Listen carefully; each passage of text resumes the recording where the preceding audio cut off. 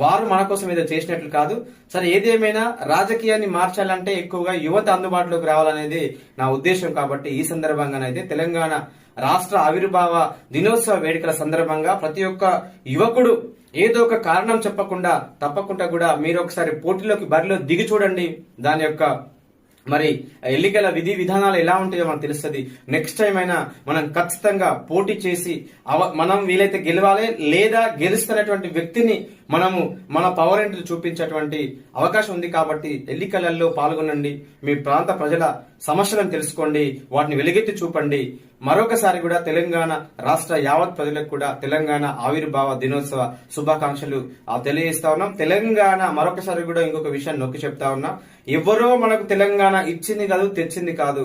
సుదీర్ఘ పోరాటాల వల్ల, ప్రాణ త్యాగాల వల్ల, ఒక రక్తపు మడుగుల నుంచి మరి ఒక పుష్పం అయితే ఎలా